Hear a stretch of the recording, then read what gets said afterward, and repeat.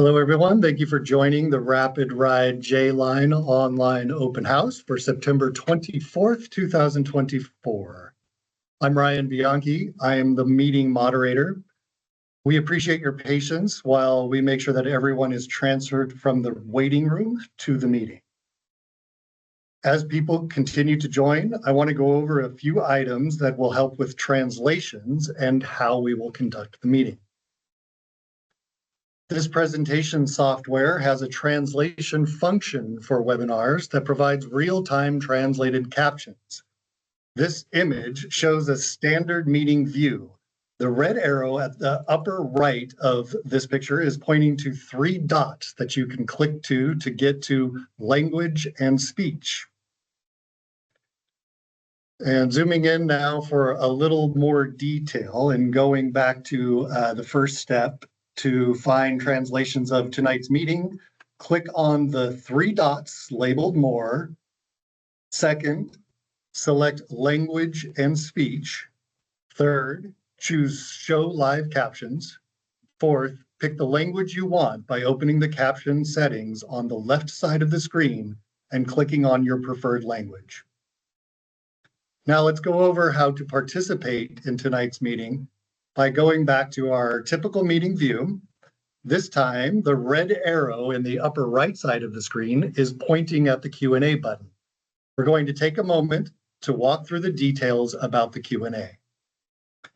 To reduce background noise, improve everyone's experience, and to ensure everyone has a chance to ask questions, all attendees are muted. We encourage you to ask questions as they come to you throughout the presentation using the Q&A window. We will be responding to questions and comments after our presentation. We are not monitoring the chat for questions and comments, but it is available if you need technical help. Now, let's take a look at the agenda for today's meeting. First, I'll introduce our presenters and those who will be available to help answer questions during the Q&A portion of our program. We will review what the RapidRide J-Line project is and why we're building it. We will talk through what to expect through construction and how to keep in contact with us. At the end, we'll leave time to respond to the questions and answers. So now let's introduce our panelists for today. We have Daryl Bolmer, who is the Community Engagement Lead for the project. Garth Merrill is the J-Line Project Manager. Chris Barnes is the J-Line Construction Manager. We are also joined by Amanda Holfeld from the Seattle Department of Neighborhoods and Philip Sint from the Seattle Office of Economic Development. Ryan Whitney and Sally Turner from King County Metro are also online with us to help answer any bus service related questions we may get. All right, now I want to hand it over so we can talk a little bit about why RapidRide. So Daryl, please take it over. Yeah, thank you, Ryan. And thank you everyone for joining us. Just to reiterate, we are taking questions through the question and answer feature at the top of the screen. So if you were to click on that, it should open that. And you can type in your questions throughout. I see that people are continuing to join. So that's how we're taking questions and answers tonight through the Q&A function at the top of the screen. And we'll do that throughout the meeting. And at the end, we'll reiterate this function and provide additional time for people to submit questions. And then we'll get to all those at the end. But for now, I just want to thank everyone for joining us today. This will be a reminder for some and a brief overview for new neighbors who may be finding out these details for the first time today. So to answer the question, why RapidRide J-Line? Well, our city is growing and changing, and with that comes a need to improve our transportation options. The RapidRide J-Line project will upgrade the current King County Metro Route 70 and install a RapidRide level of service that will enhance access to buses, reliability, and station amenities. The project improves pedestrian and cyclist safety through the installation of protected bike lanes and provides connection to existing modes of transportation such as a link light rail and Seattle Streetcar. The project also improves neighborhoods by improving infrastructure, and we'll look at some of those in a moment. Next slide, please. So here is what you can expect from RapidRide. It's convenient and easy to use. Service starts early and runs late every day. Buses come at least every 10 minutes during the busiest periods. All-door boarding is available on all coaches to shorten those load times on and off the buses. Riders with mobility aids can secure themselves more easily. It's safe and smart, so we have new stations and we'll have new real-time arrival signs. We'll have transit signal priorities that align with traffic lights and with buses to give them priority where needed. And our shelters will be well lit. We'll move more and stop less. What we mean there is the bus station spacing will help rides be more reliable and on time. Street and traffic improvements will make it easier to get to and from the bus for people of all ages and ability. And the creation of bus islands associated with the new bus stations will free up space on sidewalks for pedestrian access to businesses. Next slide, please. Here's a chance to take a look at some of the additional benefits that this project will bring. Completing this project requires significant levels of construction and renovation of the roadway, sidewalks, and intersections. To minimize continuous neighborhood disruptions, which we all want to avoid, the City of Seattle has determined that the aging water main beneath the roadway, some of which is more than 100 years old, should be replaced while we have the road up during the RapidRide J-Line construction period. So when complete, this entire project will provide pedestrians, people riding bikes, and those driving with safer conditions, smoother roads, more trees, and better lighting. But let's take a look at these numbers right here. We are going to be installing 2 miles of new bus lanes, 2 miles of new concrete and asphalt paving, providing smoother rides and a newer look and feel. Almost 4 miles of protected bike lanes, 33 updated traffic signals, 190 new trees, which is a net gain of 98 throughout the project. And we'll be doing approximately 15,000 feet of sidewalk, upgrading more than 130 curb ramps, and upgrading crosswalks, and as I said earlier, almost 9,000 feet of new water main and new street lighting. Next slide, please. So throughout this project, and outreach has been going on for at least 6, 7, 8 years to get where we're at now.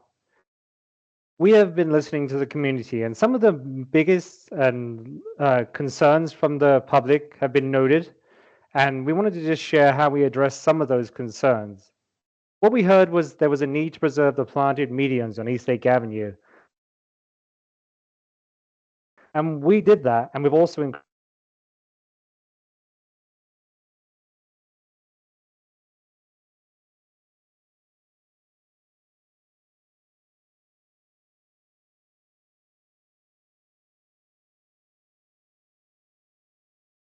Okay, it looks like we have lost Daryl for a moment, so we're going to just hang on one second. And I know we were talking through this slide, so I do want to give him a moment for that to reconnect. Hopefully we have him back in just one moment. In the meantime, maybe we can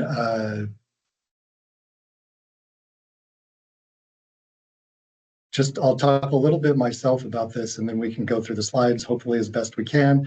I know that Daryl was discussing the need to preserve the planted medians, and I know that was one thing that is definitely a part of this project to increase planting where possible.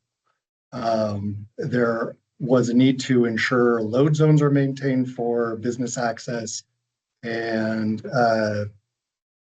so what they did was, and Garth will go through this in a little bit more detail, or a lot more detail as we get a little bit further, but there were areas identified for load zones, specifically along Eastlake and some side streets.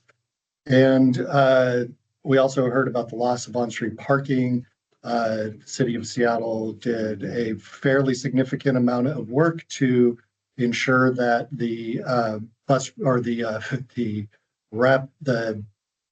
parking RPZ. zones, thank you, zone parking was in place. So in the East Lake area in particular, it's zone 8. So there are now additional zoned parking areas, residential zone parking areas. We heard about concerns about the number of trees, and Daryl, sorry, had already mentioned that we are adding more trees than we'll end up with a net positive on the number of trees. In particular, there are additional trees going into the median areas as well of East Lake. And then we also heard the need to extend bike lane protection heading northbound toward the University Bridge, and that is now part of the plan. So looks like we have Daryl back. So Daryl, I've walked through this slide partly. I probably did not as good a job as you would. So you can probably, I did walk through all the points, but you might want to summarize. No, I did hear the end of it. I think you did a great job, and it's exactly what I would have said. So thank you. I don't know why the internet dropped, but it did, and that's what happens on live events. And I'll be able to cover a couple of those as we go through the details of the plans here too. So I'll point out a couple of those areas as we go. Well, that's great. I think this is the period where we're going to go on to construction overview. So I'm actually handing it off to you, Garth. I just left too soon. You just at the right time there. So yeah, I'll cover the construction overview here, and we'll start with a general overview of the project. So on the next slide, it's showing. Let's see, make sure it is advancing there. Thank you. The project area, just at a real clip, what we've done is we've just shown and kind of focused on different impacts of the different areas and different work that's being done. So this isn't reflecting the sequencing of the work. The contractor may be working in different areas at different times or in multiple areas at the same time. But this is really focused on the type of work and activity that's going on. And so we'll walk through this starting from the north and the U District area, working our way through the East Lake segment, and then the Fairview segment, and then through Belltown and downtown construction. So I'll cover a little bit about what to expect here from a project timeline on that work, and a little bit more details on the final design. So on the next slide, we'll start with the U District area. And given the general project timeline, the first activity we're looking to start here as soon as October. There's a little bit of planning going, or actually quite a bit of planning going on for this right now, is confirming the utilities that are out there. We want to make sure that we don't end up impacting with putting in a foundation on top of an existing utility and causing more disruption than necessary. So a lot of focus and effort to make sure that those utilities, we are pretty certain we know where they are, but before we start drilling, we want to make sure that we've identified them. So that's the first order of work. That's going to require setting up some traffic control. Sometimes you're going to start to see here right away some temporary traffic control setups to do that. Some of the traffic control is going to be set up for a longer term installation to do more of the significant water main replacement and roadway work that's going on. Once we've confirmed the utilities, then we start putting in pole foundations. So that work can start fairly early on. And then we start the demolition. So that's where you're really going to see the activity going on. Ultimately, we want to start with the deepest utilities first and build our way back up. So that's going to include stormwater mitigation work. And then, as we mentioned, there's a water main replacement. So up in the U District here, that water main replacement, I believe it's just along 43rd. So it's not on the whole stretch here, but within that particular area on 43rd for the few blocks. We also have roadway surface work. So that's when you start to see what the end product's going to look like a little bit as we start to build the roadway back up after we're digging it up for the utility work and underground work. And for this segment in the U District, that's going to be focused on as East Lake comes up north of the University Bridge, and then it converts to 11th Avenue up to 43rd. That work is going to go on. I would note here also that there's a concurrent project that's going on right now. It's already under construction from Northeast 43rd Street up to Northeast 67th. That's 11th Avenue and 12th Avenue. That's a paving overlay project. So we are absolutely tying into that project and coordinating the efforts between the two work areas there. So as we get the roadway surface built back up, then we're getting all the curb ramps and sidewalks. So there'll be a little bit of work going on with that. Sometimes the sequence is the roadway first, sometimes the curb, but ultimately all that work is going to be done together there. Again, in the University District, probably the most unique element here is that there are, for this area that's shown in purple, there are no overhead bus power lines right now. So coming north of the University Bridge, everywhere you see purple there is going to be new wires for supporting the trolley system for the overhead bus power. And that ties into what you see in kind of the gray rectangle there that's going to be the operation for the J-line route going around the U District station. There's already overhead bus power there that's been installed by previous projects, and we will be tying into that existing system and utilizing that line work there. And then kind of the last steps that you'll see are the construction of the stations themselves. So you see the circles with the white centered circle and orange around it. Those are the stations. And so that's putting in all of the amenities that were shown earlier in a previous slide, with the shelters, the lighting, everything that's going to make it a complete stop, and the real-time information signs going in there as well. Landscaping tends to be kind of towards the end of the project. We don't want to disturb landscaping that we just put in, so that tends to be the latter phases. And then the final roadway pavement. And then it's kind of like building a house. The last little steps are really what make it all come together. And so the lane markings, where we're putting in the business and access transit lanes, so the red bus lanes go in, and everything kind of comes together to get ready for start of service. So that's a general timeline of the work that will be occurring starting here as soon as October and going through 2027. On the next slide here, we'll show what it really looks like. It's a plan view showing the U District area, and you can see kind of the dark gray is representing where all the pavement is occurring. Lots of green on this as well, so there's some great opportunities here to put in some of those trees that we were talking about, those 98 additional trees that are getting added in. So lots of improvements. On 41st, we are also improving and adding signals. So there's going to be pedestrian crossing that's going to be signalized across 41st, and some great connections to be able to go from the stations and connect down to Campus Parkway or other points along the way here. So on Roosevelt, there isn't as much actual construction activity on the project, but there is going to be a southbound station just north of 41st Street there. So the J with the circle symbol with the J, those are representing the RapidRide stations. So that first area covers a lot. In the upcoming slides here, you're going to see a lot of similar features. But the next area that we're going to look at here is moving into Eastlake as we go south. So Eastlake, very similar activities, but on Eastlake itself, we're doing absolutely everything, curb to curb. So you will be seeing the demolition and the stormwater work, beginning the water main replacement work. The water main itself is, for the most part, on the east side of the street, but in order to get that constructed, we'll have to be shifting traffic around as we go through.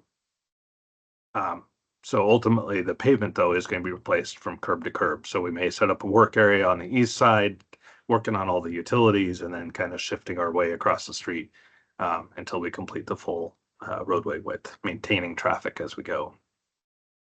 This is where the 100-plus-year-old water main replacement is going to occur. So that's actually considered a betterment. That's where Seattle Public Utilities identified as we were planning this project that let's take advantage of the fact that we're going to be doing disruption to the roadway work here itself and get that in so we don't have to come in and do repairs and fix it after we get all our paving done. So appreciate them stepping up to work on that. There's also some seismic retrofit essentially work that goes into that. Lots of conduit work as we put in the signals and crossings, again, sidewalk, station construction. So this is very similar to what I shared within the U District area and kind of the sequencing working towards the end of construction, targeting in 2027. So we'll walk through a little more details of what that looks like from a plan view, starting at the north end. So on East Lake, coming across the University Bridge, I would note there is not significant work that's going on as part of the RapidRide J-Line project on the University Bridge. At the very tail end of the work, some of the striping to tie everything together is pretty much the only work that we're doing on the bridge. There are separate projects that are going on, including King County Metro, working on some of making sure that the poles are done. That's not part of this project directly, but we coordinate with any other projects going on. And then there's also work in terms of planning for the bridge or the University Bridge itself. There's always studies looking at making sure it's retrofitted and seismic and all of that, but that is not part of the RapidRide J-Line project. So our work actually starts south of there. So working our way through here, this segment was one of the ones noted in the slide that Daryl was working to present there in terms of the bike lanes. And we looked at, we heard for feedback because we did initially not identify enough room to provide the 3-foot buffer on both sides here for the bike lane. But we looked real closely at the channelization options, and we were able to come with a configuration that basically that line of cars that you see on the bridge right now will be in a dedicated left turn lane, and we didn't need a separate little pocket there, and that allowed us to create the space needed for adding the protected bike lane here. So that was comments that we were able to incorporate and feedback that we incorporated into the design. So working our way south here, now we're showing East Lake on top of I-5. That's not how it really looks, but we want to make sure you could see the station there. So there's going to be 2 stations that are basically underneath I-5. So there'll be work and activity going on for that. So a little bit of widening associated with that station. But moving down here all along East Lake, you're going to see that there is the bike lanes with the 3-foot, and that's going to have physical separation. You can see just south of I-5, so at the left side of the page, and just to orient everybody, if you haven't identified already, north is to the left on all these sheets, so it takes a moment to kind of get oriented. But starting from University Bridge and coming down south here, you can see that. So on the north end and the left side of this sheet, you can see an area where we're able to add additional median trees, so that whenever there was an opportunity, we tried to put that in, as there weren't turn lanes going on through there. So working our way further south from here and moving our way down towards East Lake, or along East Lake, you can start to see where some of the stations and stops are going to go here. So those stations will operate where the J-Line is going to have an in-lane stop. So they do not have to pull out and across a lane or mix with the bike lanes in order to be able to serve the passengers waiting on the stations.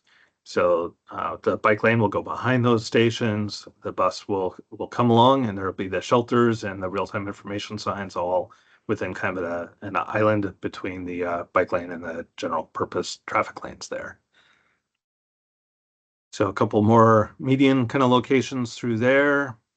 And then on the next slide, as we work down, and we're kind of right in the heart of some of the businesses within East Lake, you can see this is an area we really focused on and recognized that the needs of some of the businesses there to have load zones and available parking. And I'm using the term load zones as kind of a generic phrase, but how those are actually going to be used is something that we have a little bit of flexibility still in terms of, is that going to be a 3-minute passenger drop off? Is it a 30-minute commercial only? But right through here, we wanted to maximize that as much as we could. We were able to find 2 areas on East Lake itself that had a stretch where we were able to, really didn't have a 2-way left turn, or the need for that 2-way left turn. That's where vehicles can get in that center lane and turn into garages or parking lots. And that wasn't needed on the little stretches here. And the need for having the on-street parking was most critical here. So we were able to incorporate that into the design. So as we continue further south on East Lake, this is kind of at the southern end as we connect into Fairview. So the J line continues its route right in front of Fred Hutch there. So there are a couple stations down at the southern end. We do have some improvements here going on at the intersection with Fairview, really focused on the connectivity for bikes and pedestrians and the safety and how those are going across. So there was a lot of design coordination and input there to make that configuration work. So on Fairview, we are tying into the Fairview Bridge that was fairly recently constructed. So that was absolutely considered within our design that this project would tie into that work. So moving south, we'll be able to see that a little bit better in terms of how that works. So I think our next one, we're starting to get into the South Lake Union area as we're making that transition from Fairview there. So very similar. I won't go into the details here on the timeline, but it's a similar sequence of work, of course, where we're working on the underground utilities and that work first and confirming that and building it back up from there.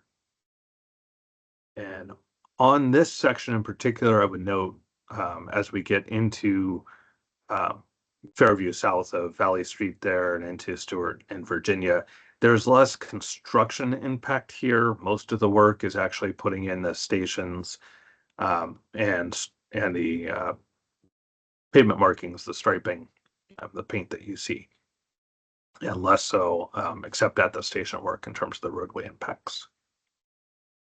So continuing into the details, the plans as we go through here on Fairview. With the Fairview Bridge, there is the two-way bike facility on the west side of Fairview. And that continues, and we're tying into that and connecting it as we continue towards Valley Street. That certainly presented some design challenges for us on how that was going to integrate and work with the buses here. So at the very bottom, you can kind of see the tan color where you can tell there's the two-way bike facility. It crosses a little bit with the pedestrians, and then it has its own dedicated space further away from Fairview. So that's utilizing existing on-street parking that was there on that little, basically a side street to Fairview. But in Fairview itself, the widening is allowing for us to have a dedicated transit lane that's going to be utilized by J-Line, and the existing streetcar line there going south is going to operate in the same lane as the J-Line without any other vehicles in that lane. So that's going to be a big benefit in the end condition. So to construct that widening, there is going to be a staging area and other activities to kind of allow for the construction of this. But you're going to end up with a center island platform for those waiting for the southbound. They will cross one lane of traffic, and then similar to what the streetcar station looks like, it's going to be kind of floating out there between the transit lane and the general purpose lane there. But it also provides great connectivity to the streetcar station, which is also in the median. So that crosswalk right through there, right where the J is, that's going to be able to connect from east to west, but it also connects to the J line stop and the streetcar station. So great connectivity between the different systems there. So going further south through here as we get towards Valley and Mercer, this image doesn't really show very much because the widening on Fairview there, that's the main thing. We're also widening to the east where it says public storage there. We are widening to create a bus lane there as well. But I would really encourage you to go to the project website, and there are some videos up that help really show how the operations will work between the streetcar and the J line through the Fairview and Valley intersection there, and the benefits of having the streetcar and the bus in the same lane, in a dedicated lane. So through here, the reason that everything looks gray, and we understand the overlay on top of a pretty old photo there. So it looks very different there now than it did when we started working on this project. But for the most part here, we're just doing that pavement marking, or the paint that goes in there to create the business access and transit lane, the BAT lane. And I think our next slide takes us closer into downtown.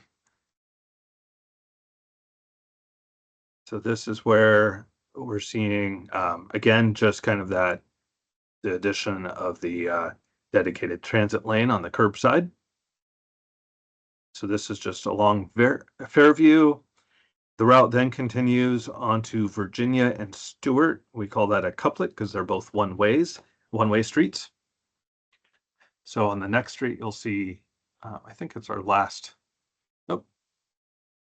This is our last slide here, but basically from this area, the only real construction impacts are right adjacent to the stations where we're putting, improving the concrete and adding all the facilities by the sidewalk.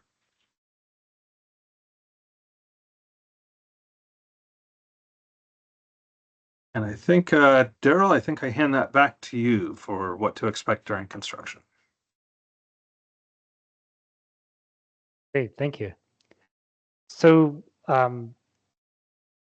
this is a very general term. Garth has done a great job of walking us through what construction is going to look like in terms of areas that will be impacted. But for us, I guess the questions we often get in outreach is, what are the typical work hours? We would say that on this project, 7 a.m. to 5 p.m. is typical, but there will be occasional evening and weekend work that may be necessary as we work through different parts of the project.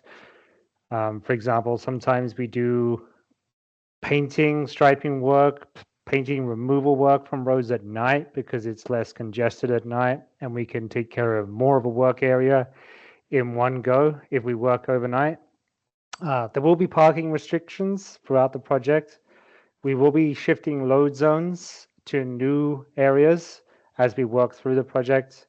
We'll be shifting lanes and driveway access. As we do that, you'll see uniformed police officers and flaggers on site to direct traffic.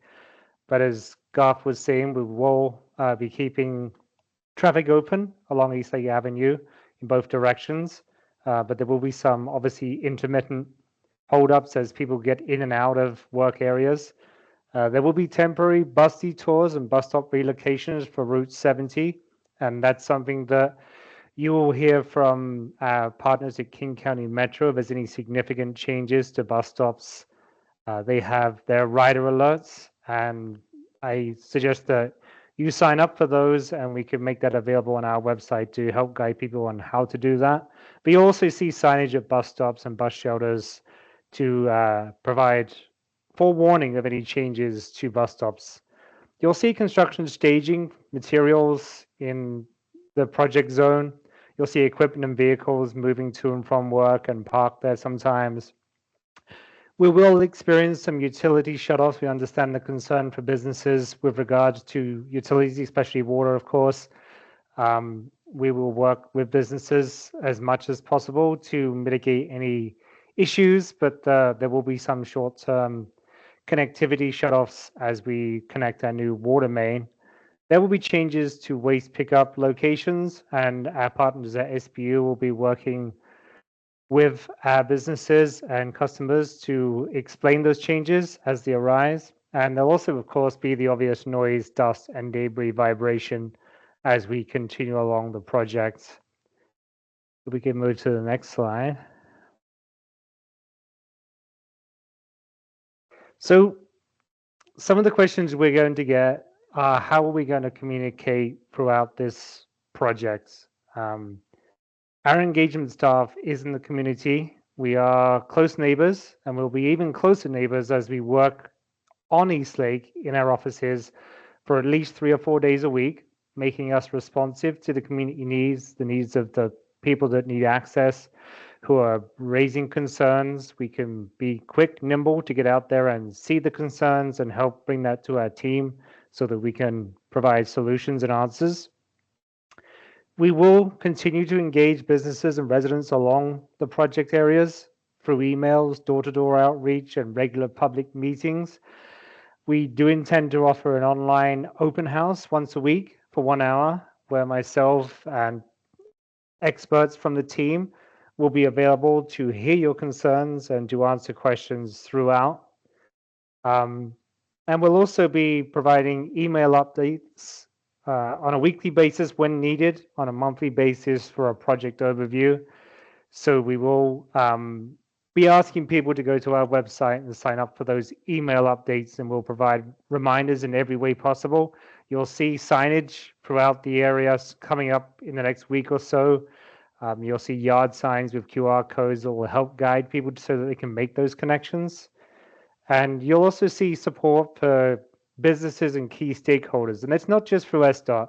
We have our project partners from the Department of Neighborhoods and the Office of Economic Development, and it just so happens they're both here tonight. So I think that perhaps I can hand it over to Amanda to speak from the Department of Neighborhood standpoint. Yeah, thanks, Daryl. So my name is Amanda Holfeld with the Department of Neighborhoods. We're partnering with SDOT to help support community engagement for this project. As part of, would you be able to go to the DON slide? So as part of this partnership, we provide guidance on inclusive outreach and engagement strategies. We also have the support of our community liaisons. These are community leaders who kind of help bridge communities and neighborhoods with government. So hopefully you might see and talk to them while they're out and about throughout the project. We also help with best practices for communicating with diverse audiences. So if you or someone you know have translation needs or just accessibility needs, please let us know. We can kind of help figure that out with you. And then we also build relationships and collaborate with community to find solutions. So as you are running into issues, let us know. We can help partner with SDOT to help troubleshoot those things. And then I will pass it over to Philip Sitt with OED. Thank you, Amanda. Philip Sitt here from the Office of Economic Development. I think a common theme that we keep hearing about is about communication and keeping those channels of communication open.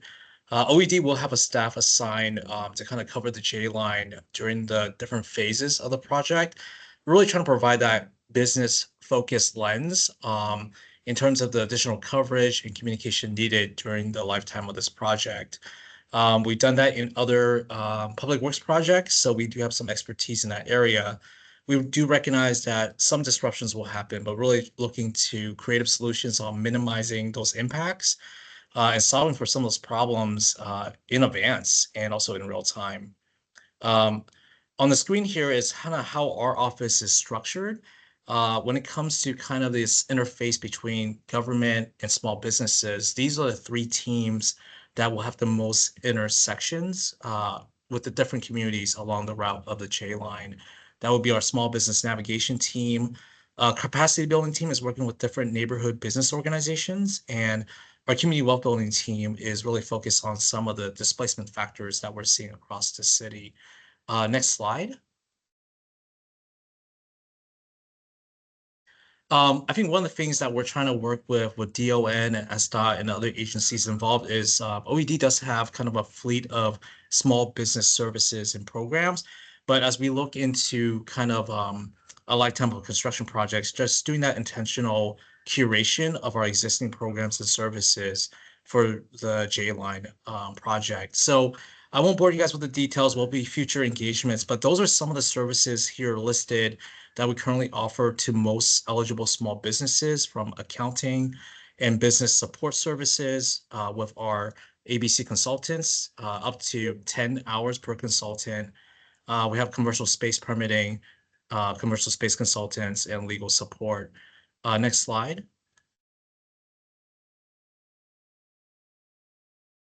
Separate from just day-to-day business operational support and technical assistance, these are some of our programs that we do via cohort models or small businesses, trying to meet them where they are. Access to capital is a common thing that we hear. Getting more eyeballs and visibility. We do have a digital access program that my colleague Dominique oversees. As we look at neighborhoods changing, not just a construction project, how do we get more commerce to participate with our small businesses before, during, and after a construction project has occurred? And lastly, before I turn it back over to the SDOT team, as our region continues to grow in population and in density, how do we get ourselves prepared for those economic opportunities while dealing with the day-to-day challenges of running a small business in the city? With that, I'll wait for the Q&A section. Thank you. Right, thank you, Philip.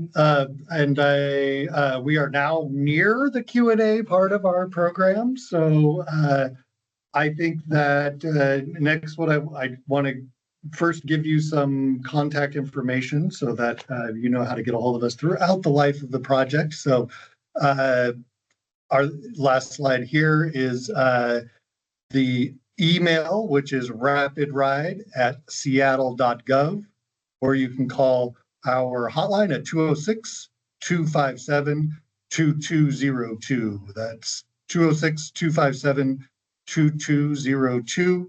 Or you can search for RapidRide J-Line in Seattle on any search engine.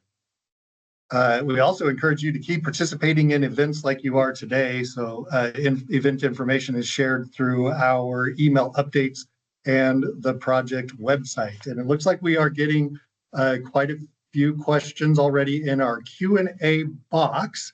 I want to note that we've heard from several people that they are not able to use the Q&A box, but their chat function is working for them just fine. So we have gotten some of your questions through chat, and we will share them through the Q&A as well. So, but if you are able to use Q&A, please do. And I'm going to go ahead and start off with the very first question here, which was about the construction. How does this compare to construction on the Madison Street, and that is the G line? So I think this is a question that is probably best for Daryl. How does this compare to G line? Well, I guess Garth too. You both could answer this. How does this compare to the G line construction? Yeah, maybe Garth, you want to talk in terms of construction, but we have certainly had some lessons learned working on the G line. And one of the useful things that I have found as I was working as the outreach lead for a short while on the RapidRide G line and working closely for the last year on that project in terms of communication, just to get ahead of this project and to be a part of those lessons learned, is the need to make sure we're communicating with businesses to make sure that we're providing a level of service that is quick, responsive, and addresses the needs of the community. And I think that Ryan and our team have been working through that in recent weeks and months to make sure that we're ready for this project. So I feel that everything that we learned from Madison in terms of communications will be brought to fore on the J line.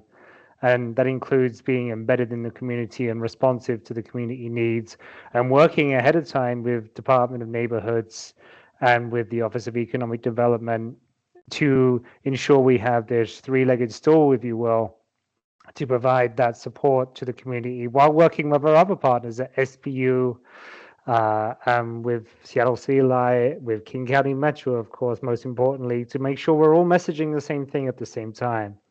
But in terms of construction, I think Garth is more able to answer that question. Sure. Thanks, Daryl.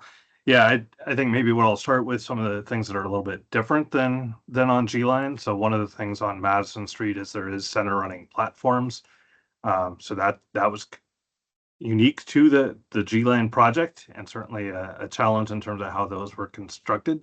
So we do not have that on this the J-Line segment here. So the buses are all going to be just right side boarding. So from a constructability standpoint. Another aspect that we've really worked hard on during design, we recognize that Eastlake is different and unique in that there aren't kind of detour options available. So through the design process, we looked at lots of ways to make sure that it was constructible to maintain one lane of traffic in each direction for the most part during the work. There is a small segment that we're looking at detouring traffic at the underneath I-5. I'm trying to remember the street names through there. I think up at Furman and Ellison, if I got it correct there. There's also a few segments where we're looking at that we'll need to have one-way alternating traffic at times. But we're really looking at trying to limit that.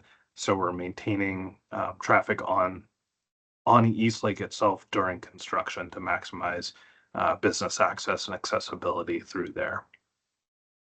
I think another aspect that we're looking at is, and I think it may be in some of the other questions that are coming up here, in terms of how the construction phasing and sequencing will go. One of the things that we did look at trying to do on Madison was having some tight constraints in terms of the length. We made sure when we were looking at the constructability, kind of what is a better kind of working length of area that the contractor can do at the same time in order to really put in the water main and come back in and put as much of the paving back in as they could, so they can sequence the work a little bit more effectively. So that's another aspect that we've looked at here. I think the other thing, which is maybe more unique to J-Line, but it was something that was close coordination with our partners at King County Metro, is that the Route 70 that currently operates there is a trolley bus. So that means it uses the overhead electrical. We worked in advance, and those that are really looking closely as the buses come by along the segments and where Route 70 is, will notice that the buses right now are not connected to that trolley wire. Those are diesel hybrid buses, and that provides more flexibility for us during construction. So when we have closures, we're not having to shift buses back and forth and out of those areas because with the diesel hybrid, there's more flexibility in terms of where this goes. So those are all, I think, lessons learned from a construction standpoint. And then, as Daryl mentioned, a lot of focus on how do we maintain pedestrian access to the businesses, the driveways. That's a key area of focus for us, is to make sure that we're supporting all along the project those businesses that are operational through our construction project. Thanks, Garth. This next question is, I think probably Ryan Whitney may need to be a part of this. It is related to access to and from U-District station. So U-District map shows new stops on the couplet. It appears they will not be shared by any other routes, example, routes 31, 32, and 67. So all transfers will be walking transfers. It shows the last outbound stop on 43rd Street, near side 12th Avenue Northeast. Will riders be expected to walk from that stop to reach Link, the Ave, and 15th Avenue Northeast? The map did not show a new signal. One is required on Roosevelt Way Northeast and Northeast 43rd Street, correct?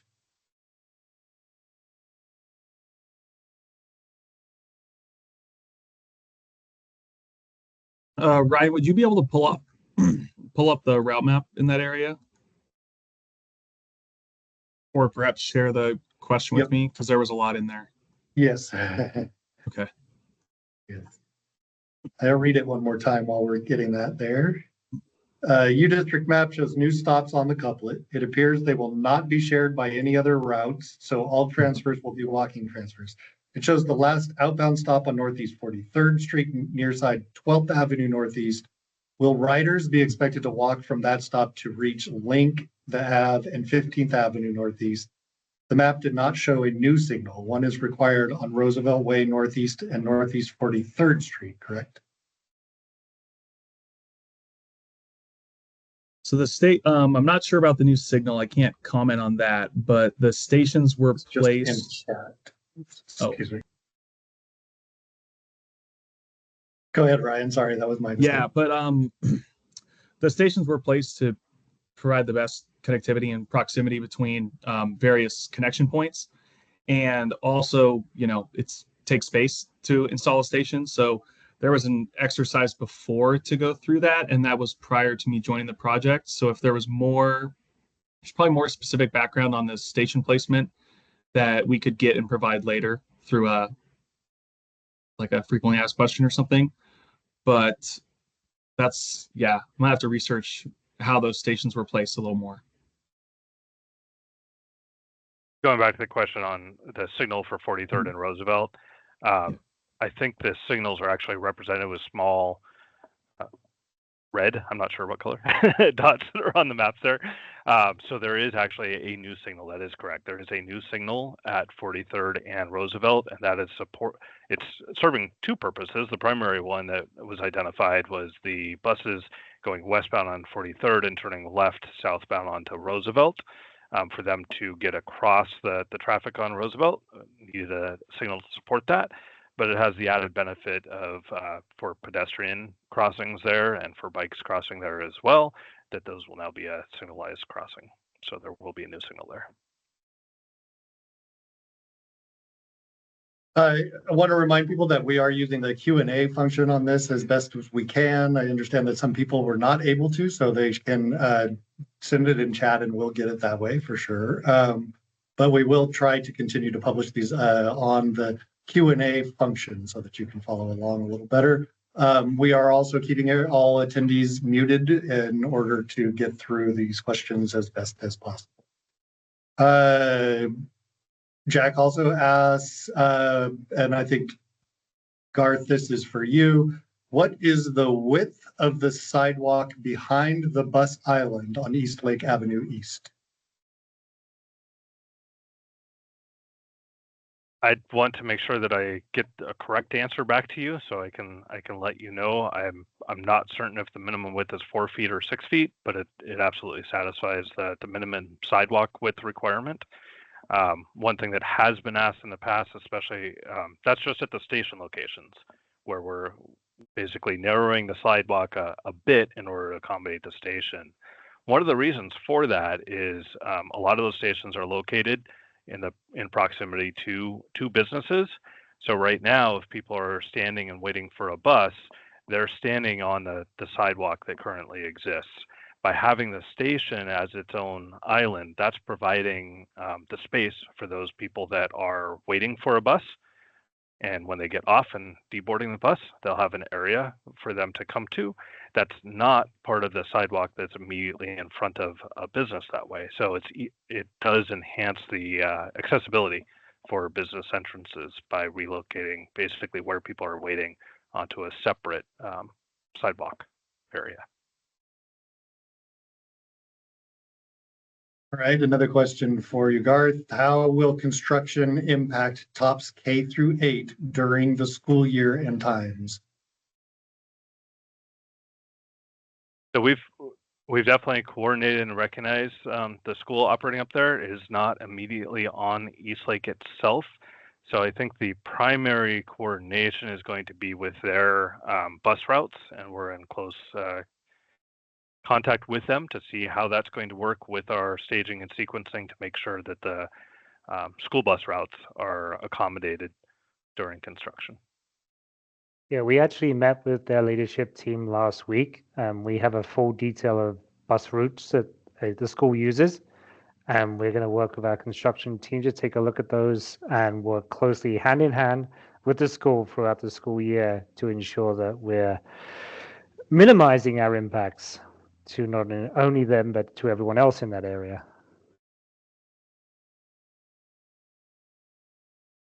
Okay, Garth, on East Lake Avenue East, the J-Line buses will be traveling in the general purpose lanes.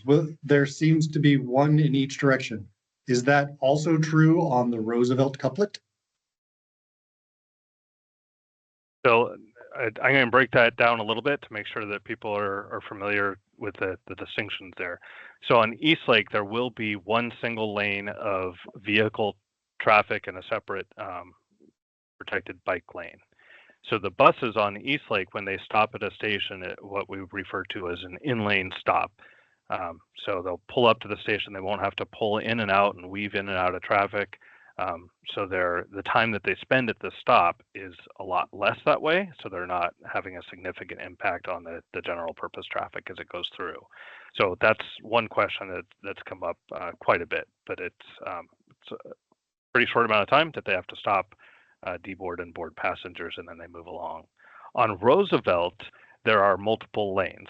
So as it goes through Roosevelt, there's going to be at least 2 lanes. So the bus would be in the curbside lane. I think it's still an in-lane stop in that the bus won't have to pull out to get to the station, but there will be an adjacent lane for other traffic to go by. Hopefully that addresses the question there. Just want to add to that this system is in place along 45th, the Route 44. So you will see buses already doing inline stops along 45th if you're in the neighborhood.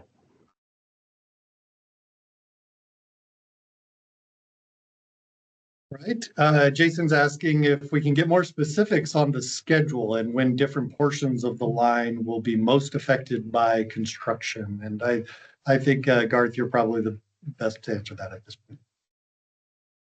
I think we all are able to answer that one, but essentially right now we're working with the contractor to look at what their staging and sequencing is.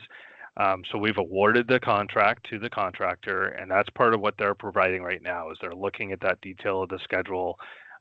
They typically will provide us a short-term schedule as well as a long-term schedule, so we have a sense of what's coming. But that short-term schedule that we get on a weekly basis is where we really have the information as to where are they physically going to be actively working and having traffic control in place. So until we have that in hand, we do know, and I think I mentioned earlier, that there is some flexibility for the contractor to work in multiple areas. So they're not going to start and work from north to south. It's quite likely they're going to be working in 2 or 3 areas at the same time with some separation between those work areas so that traffic has a chance to kind of recover and still get through the area. But in terms of exactly what area they're going to work first, we don't have that information quite yet, but in the coming weeks, we'll get that information. This is really kind of the kickoff for that to make sure that everybody's familiar with the project and the fact that it's coming and making sure that you're kind of signed up for the communications on this so that you'll get the regular communication in terms of when that construction activity is going to start. Daryl, was there anything? Yeah, go ahead. Yeah, I just want to talk about what happens. You touched upon it, Garth. So each week we meet many times with the construction team and we get provided what is called a 4-week look ahead. And we spend hours going through what's going to happen in every single area at any given moment. And one of the essential functions of the communication team at this point is to disseminate that information in an understandable format to the correct people to whom it may affect. So whether it may impact a driveway for 2 hours on a Friday, or whether it might impact an entire stretch of road or take away parking, it's our job to try and capture all that information and share it through email or door-to-door or flyering as soon as possible in a concise and understandable format, and with the understanding that things change. Weather changes things, conditions change things, many things will change construction last minute, and we'll continue to try and reach out to people and make people aware of what's coming.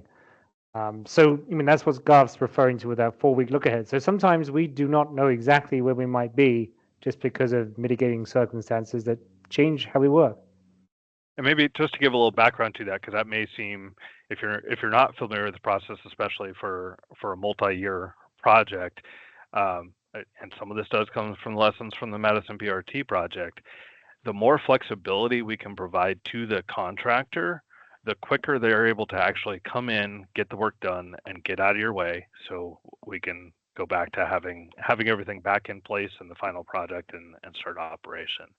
So that's one of the reasons that we look at that. We always balance it with what are the what are the traffic impacts, and we have limitations built into the contract to help support that. But on the other hand, we want to provide the maximum flexibility of the contractor to get in and get out and be done.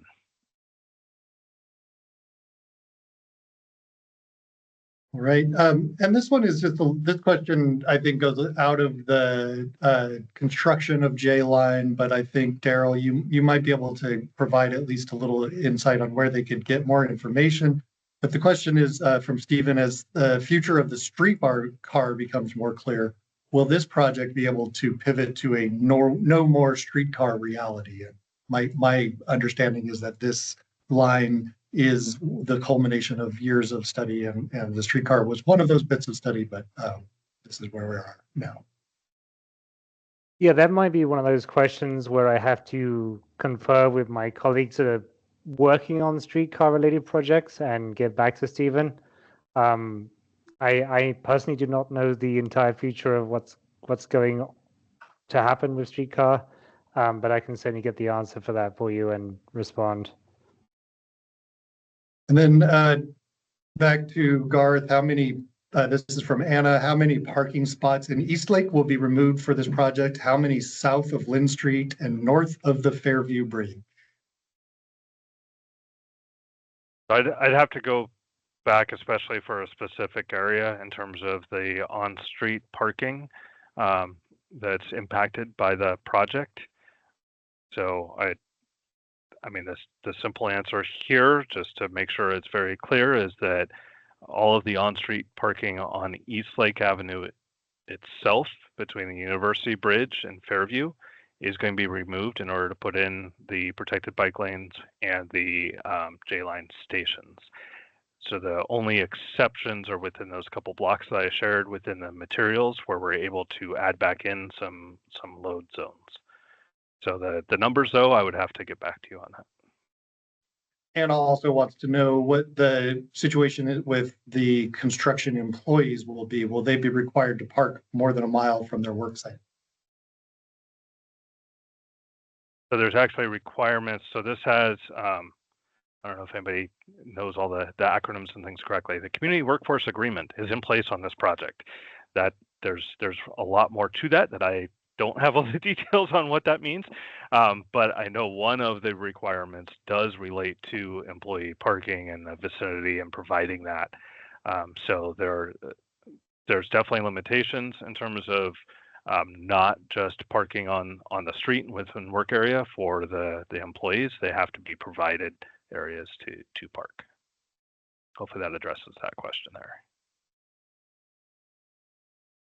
This one is very specific to construction downtown from Steve, pertaining to work surrounding the U.S. District Court at 7th and Stewart. I'm aware of new bus shelters going in at 7th and Stewart.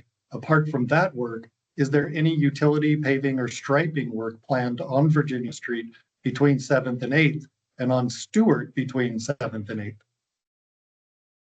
So Could we bring that drawing up? Thanks, Earl. Daryl and I have been working together for a long time. That was exactly what we were thinking there.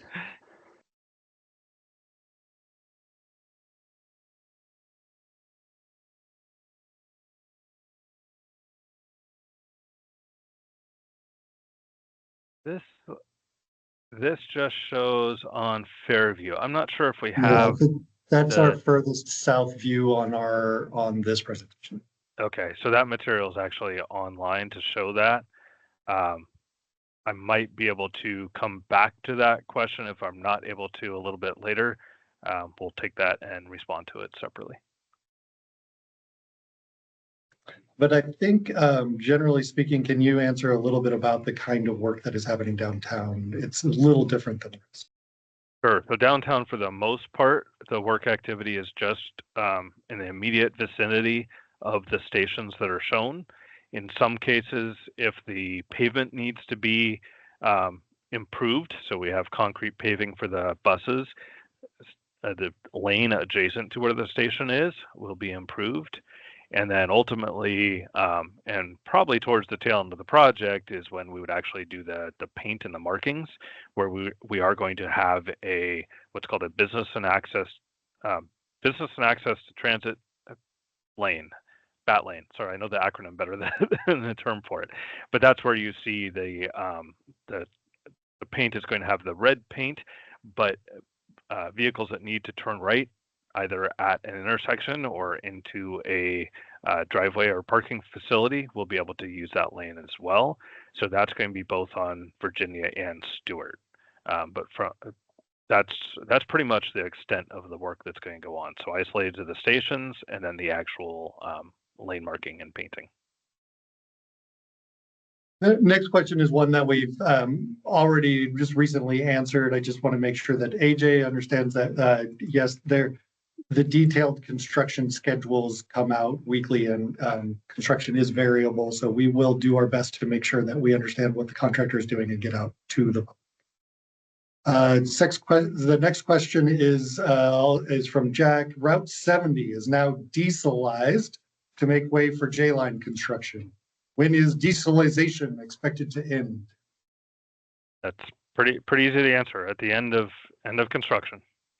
So it will be, I mean, this is just one of the details I'm answering. Metro could answer this just as easy as I could here, but that's always done at a service change. So there's a spring service change and a fall service change. So it may not be immediately when we pick up all the cones and devices, but it would be at the next spring or fall service change. Following that is when it would go to back to the trolley route, the electrified route. Clay has a question about adding a crosswalk, but I did not get any more than that. So Clay, if you could ask the question in the Q&A, that'd be great. I want to remind people that we are keeping people muted throughout the Q&A here so that we can get to everybody's questions as best as possible.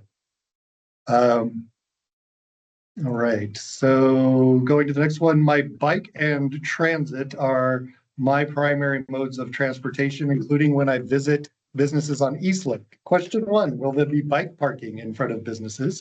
And question 2, the RapidRide G-Line buses has bike racks inside the bus, which is awesome. Will that be the case for J-Line? And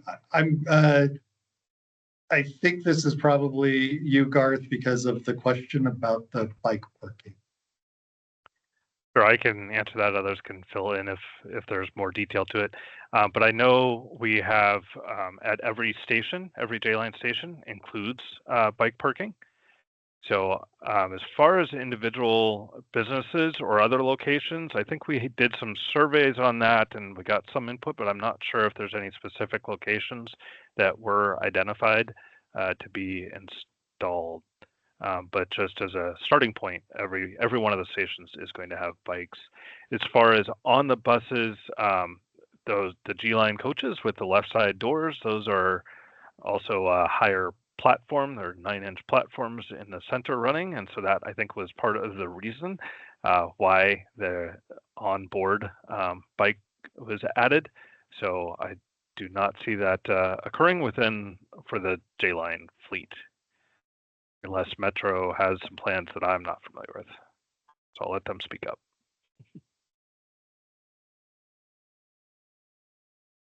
No, Garth, that's accurate from Metro's side. The G-Line coaches were custom and unique for that G-Line route. So don't anticipate the J-Line coaches having the onboard bike racks. Thank you, Ryan. All right, Clay got back and apologize. He did clarify. Why aren't you adding a crosswalk between East Hamlin and East Allison, just south of I-5, when it's the length of the Columbia Center to walk the next crosswalk? And there's also a popular park, Fairview Park, on that segment. This just calls for jaywalking. So I would say right now we are moving towards construction impacts and how that's going to work. The design's already been completed. We can certainly have a look at that to get back to you in terms of the question that was asked there.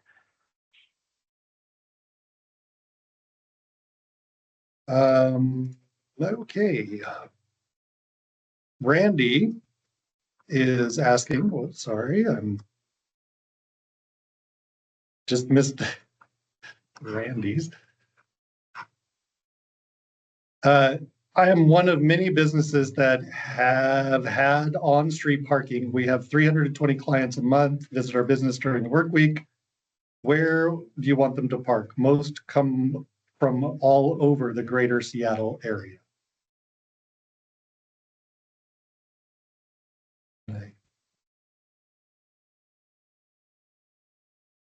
So I think that's, again, a question that's kind of come up, and through the design process, we've responded to that. One of the things that the project is really looking to do still moving forward is recognize that there may be shared parking opportunities. So there are some locations that are private garages that are underutilized. We can help facilitate conversations with those, but we can't acquire any additional parking.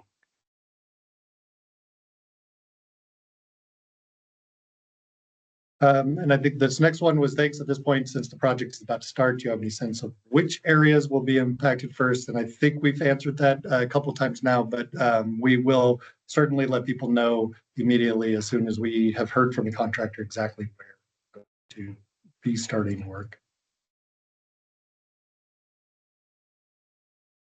We've got a long one. It is related to the load and unload zone.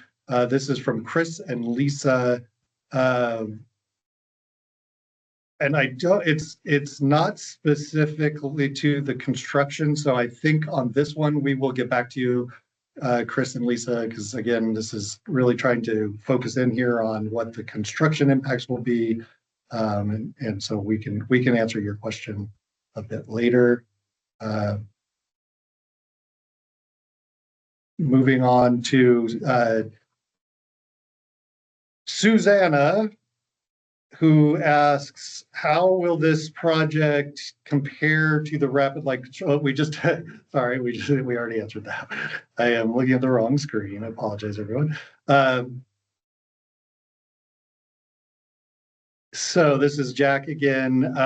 So in the introduction, miles of bus lanes were provided. Is that really miles of bat lanes?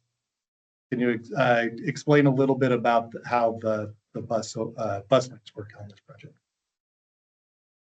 Yeah, I believe the total there is the combination of the bat lanes plus there is some dedicated transit only lanes. So in particular on the Fairview segment, and I believe there's a couple stretches at the north end of Eastlake as you're going northbound approaching the University Bridge that is a dedicated transit lane. So there's portions that are transit only, but in most cases it is the bat lane where you are able to have business access, making right turns.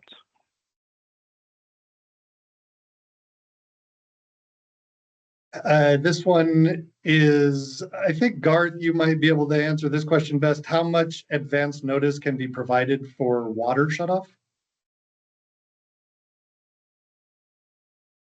So that's something that certainly comes up. We have to coordinate with SPU on those notifications. I don't know if Daryl, you might have a little bit more familiarity, or if Chris Barnes had anything to chime in regarding that. I don't have the exact details on what the notification requirements are there. So I think I think we can answer this multi-layered, that we'll work hand in hand with SPU to have a good sense of where we are at along the process, so that we can give people advance warning of when to expect a shutoff, but not exactly. And then SPU has their own policy where, like 72 hours, 5 days in advance, they will go and put door hangers on businesses and reach out to businesses and community members. And it's their own policy and procedure, but they do give several days advance warning of a shutoff so that people are aware of what's going on. And just to touch back on a question you asked earlier, I think Stephen was asking about streetcar, and I was trying to, in my mind, understand the question. And I think it was, are we taking the streetcar further up Fairview and along Eastlake? And our studies had shown early on that the J line was the preference to connect down along Fairview to the existing streetcar facility. So I think if that was what the question is, then the J line is the preference right now for streetcar north of where the current streetcar infrastructure is housed. Thank you. Moving on to the next question. How many blocks in East Lake will be disrupted at one time?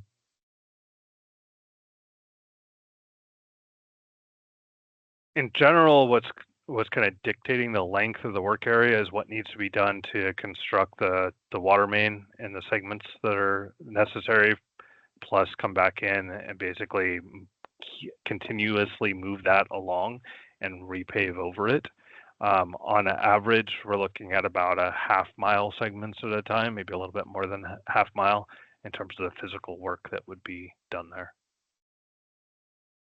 Is But this again, there associated? may be more than one area being worked on at the same time. So the contractor could be working at the far north end of East Lake and the far south end of East Lake at the same time and have multiple work areas going. Right, right.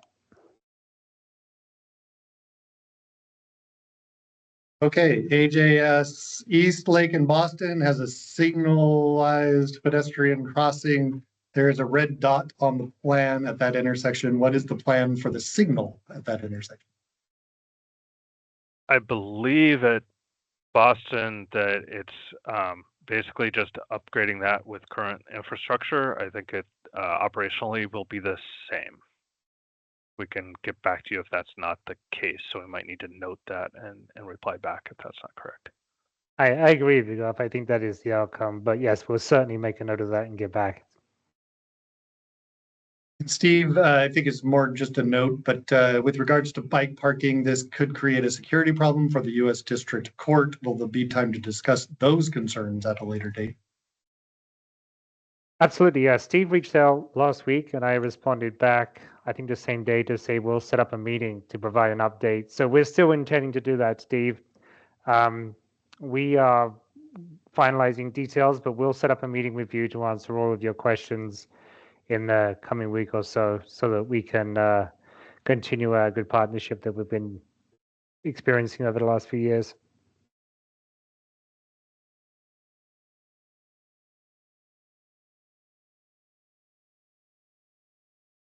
Ryan, you're muted my end. Ryan, you're muted. Thank you, Daryl. Thank you. We're down to 2 questions in the Q&A box. We do have some questions that have come into the chat as well that I want to get through to make sure that we didn't miss anything. But if you still have some outstanding questions out there, please do use that Q&A function. All right, Randy, parking for clients. I have asked every other business with garage parking, lot parking. Nobody will share at all. I have even offered to pay a monthly fee. And Randy, yes, we hear you and definitely want to continue those conversations, see where we can find additional parking for the neighborhood. Yep, this is where we're headed at this point for construction. Ryan, I would just note, I mean, this is an important part of the discussions as we develop the project. Our focus is really on access to businesses, but we are improving transit connections. So the J line is connecting to Link, which is expanded all the way up to very recently up to Linwood. I utilize that. So we're providing a much broader network of transit options for people, as well as improving the safety for the bikes that choose to go through there. So while there are needs for parking, and we recognize that, this is also providing alternatives as part of the project, and that's part of the purpose and goal of the project is to provide that. So it broadens where people can come from, including the stations, the Link stations that do have parking as you go further out. So that becomes a more viable option for connecting from further out to the neighborhoods that's served by J-Line. All right, so switching to some of our chat, Madison BRT was 5 years of construction. What is SDOT and Janssen doing to ensure they stay within 3 years of construction completion? So they are two different projects. So I would start with that. So the actual work and activities that are going on. We've done extensive constructability reviews to review what the timeline is, and we include those contract requirements in terms of the number of working days and managing the contract to make sure it's effective. The flexibility that I've discussed in terms of how the work areas are set up are all tools that we've used to help stay within the timeline. I'd also note that Madison went through a couple challenges through construction, including a concrete strike and COVID. So there were lots of other challenges that resulted in the duration. So we're confident that we're looking at a 2027 opening for RapidRide Jalen. All right. This next question is for Philip. Philip, we've got basically he's asking about the disruptions for businesses and wants to know when meetings or specifics about what you offer for local businesses might be able to start. Thanks, Ryan. So we're hoping to start a little bit before the holidays in November, doing one-on-one sessions with SDOT and the consultants' awareness. We're hoping to bring back some of the additional feedback as we launch this project. Obviously, feedback has been provided about the loading zones and the parking. Our second approach is really figuring out how do we curate some of our existing resources as we enter into the new year on what we have on the board that will work to support the small businesses along the corridor. I think part of it is also being creative. I think I started this role during the tail end of the Madison BRT project. We try to experiment with a few concepts, including currently talking to our rideshare companies to see if they're willing to be a willing partner. But obviously, rideshare is just one component. In short, we're just talking to other jurisdictions right now about, as we get into 25, and try to brief my team about these active projects, not just J-Line. What are some of the things that we have on the board that we can curate for particular business districts, but also what are other cities doing in this space? Thank you, Philip. Detra asks, what will protected bike lanes look like with the load zones on East Lake Avenue? I'm not quite sure the none of the question there. I don't think we have load zones immediately adjacent to any of the stations on East Lake.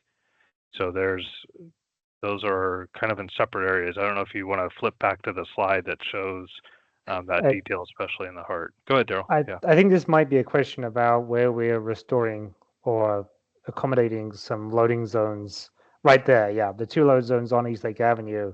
And therefore, on the inside of that, between the curb and the load zone, we have a bike lane. How will we transition across that bike lane safely? Yeah, so the bike lane is going behind the station, and it's also going behind the load zones. So some terminology, I don't know if I'm using it correctly, but I tend to call those floating parking spaces. So those are set up where you would be crossing from the load zone. You would cross the bike lane to then access the sidewalk. So some of the details are within the design. Obviously, this isn't to a scale where you can quite see how that works. But certainly one of the factors that we even looked at in those locations, and you can almost see some of the breaks within the concrete that's shown between the yellow that's representing where the load zones are and the bike lane. Those are to make sure that if somebody is loading like a keg over to Zoo Tavern, that they'd be able to cross from the truck, cross that bike lane, and be able to get to the sidewalk and continue to make the deliveries to those businesses.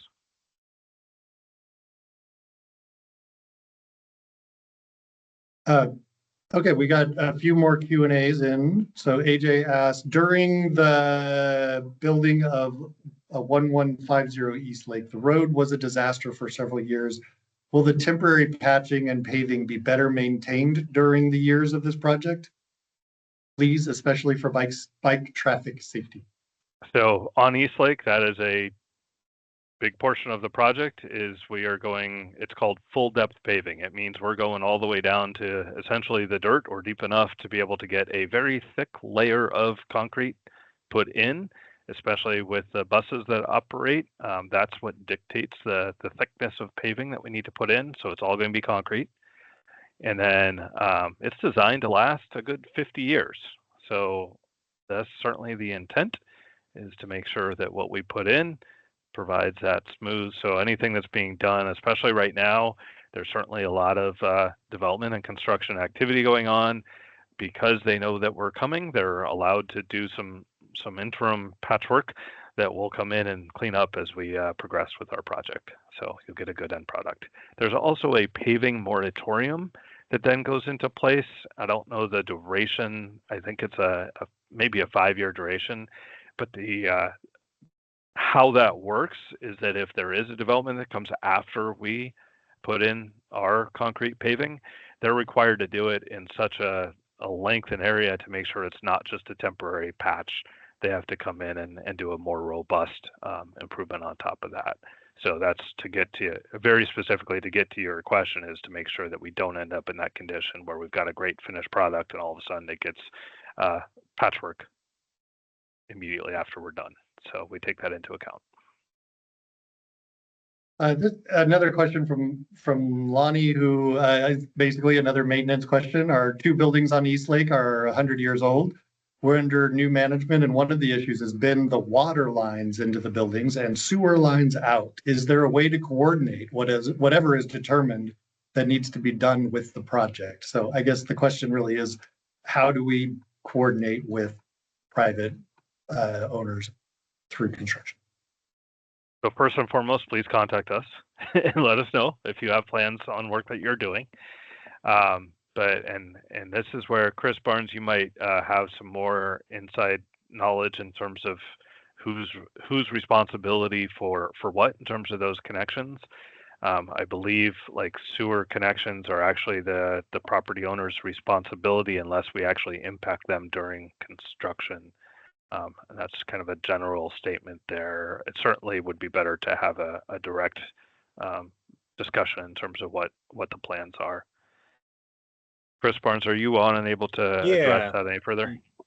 Yeah, absolutely. And SDCI issues permits for side sewer. If the question is work that you're planning on doing in the future for side sewer work or water work, that's something that we definitely like to coordinate so that you're not coming in after us, or in a place where it would further disrupt traffic. We like to coordinate that and incorporate that into what we're doing with our contractor as best as we can. So definitely keep touch with our outreach team so that we can make sure to do that.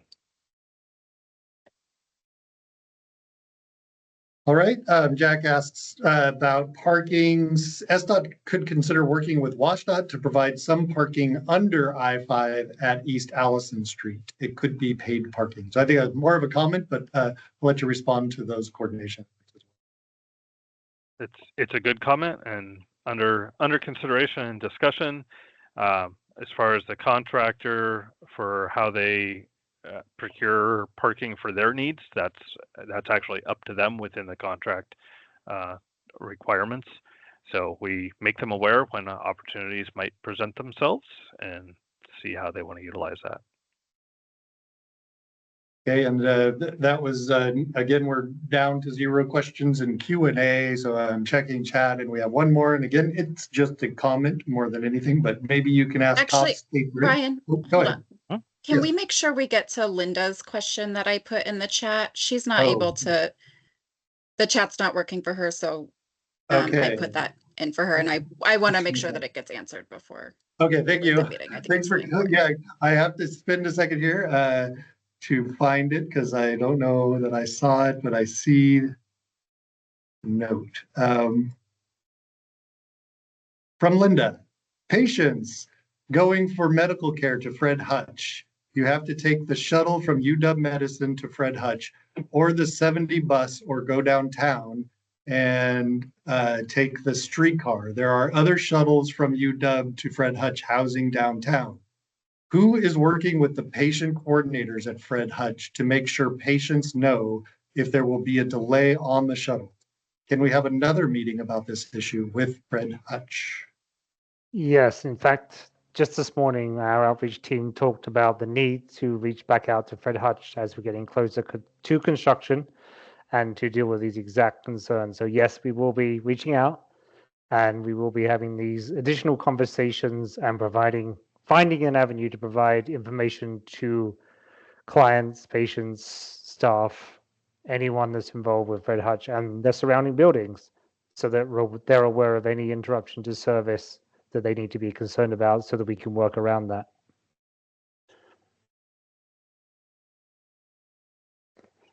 Okay. Thanks. And Linda, I'll give you a call tomorrow and we can chat more, since it was cut a little short tonight. And I just want to build on top of that, because we're running out of time. This is not the end of this conversation. This is just the start. And we are not going away, that I'm aware of. We are going to be here for the duration of this project to take questions just like this on a daily basis, and to respond to you and be open to these questions throughout the process and get the answers to you as quickly as we can. So even though we're running out of time and we've faced a lot of questions tonight and tried to answer them, we're going to go through these questions, clean them up, group them together, and translate them and put them onto our website in the coming week or so, along with this video, so that you can share it with people that perhaps missed it. But like we've said throughout, please reach out to us. Our contact details are on the screen. Sign up for emails, reach out to the team with your questions. We are here to answer them, to try and make this process more simple. And this isn't the end. This was just the beginning for some people and a continuation for others. And Ryan, I'll let you close out. Yeah, I don't know how I could improve on what you just said, other than just to make sure that you note that we have our contact information on the screen again, and that is rapidride@seattle.gov, or you can call our hotline at 206-257-2202. And we are now past 7 o'clock, so don't want to keep everybody too long. So do have a great rest of your evening.